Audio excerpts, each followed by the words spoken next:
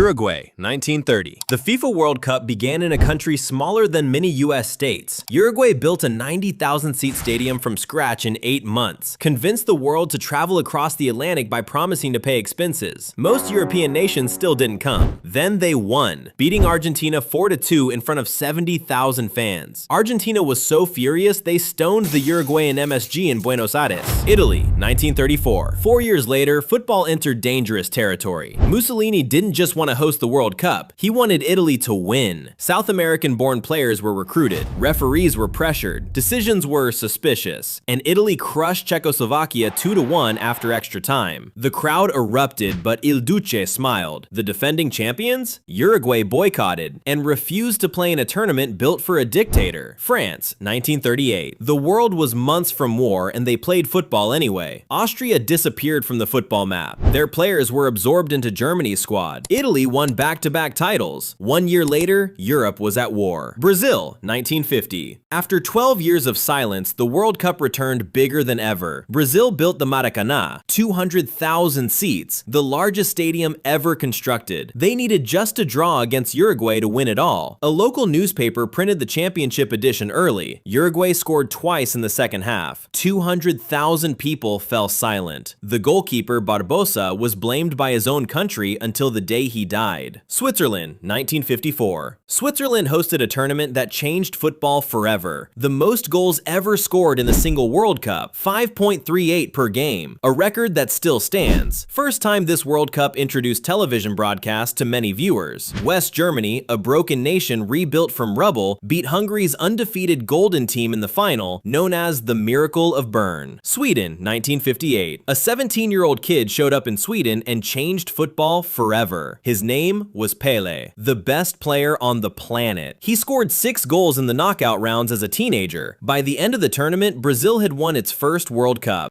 Chile, 1962. 2 years before the tournament, the most powerful earthquake ever recorded devastated Chile. Most countries would have given up, but their football chief told FIFA, "We have nothing. That is why we must have the World Cup." One match between Chile and Italy, regarded as the dirtiest game in World Cup history, known simply as the Battle of Santiago. Brazil secured their second consecutive title by defeating Czechoslovakia 3-1. England, 1966. A dog saved the World Cup. The country that invented football had never won it. 1966 was their moment, but the trophy was stolen before the tournament started. A dog named Pickles found it wrapped in newspaper under a bush in South London. England beat West Germany by 4-2 after a disputed goal. Mexico, 1970. It was the greatest World Cup ever played. For the first time, millions watched a World Cup in color. Pelé led Brazil to one of the greatest teams ever assembled. Carlos Alberto's goal, 11 players touching the ball, one finish,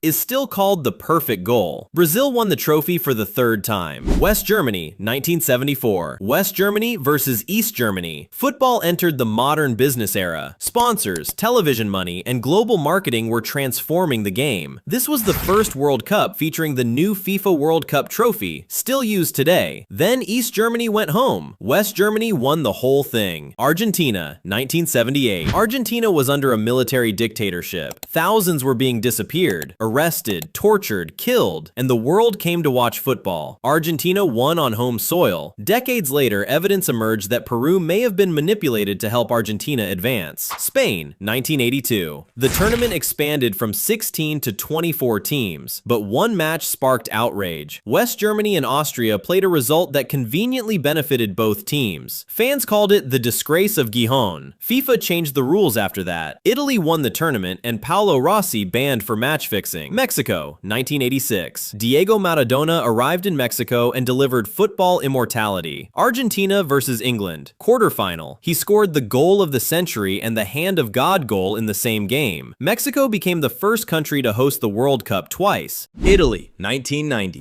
The least goals since 1966. A final so poor it was called the worst ever played. Cameroon reached the quarterfinals. Roger Milla dancing at the corner flag at 38 years old. world, but it introduced a generation of stars and iconic stadiums. West Germany defeated Argentina in a controversial final penalty. USA, 1994. America didn't care about football. FIFA gave them the World Cup anyway. It broke attendance records that still stand. Average crowds of nearly 69,000. Roberto Baggio stepped up for the decisive penalty in the final. He missed, and Brazil won. But tragedy struck when Colombian player Andres Escobar was murdered after scoring an own goal. France, 1998. It was the first World Cup with 32 teams. France won easily. But the real story, the night before the final, Ronaldo had a mysterious seizure in his hotel room. He played and was a ghost. To this day, nobody fully knows what happened. Brazil's doctor gave contradictory statements.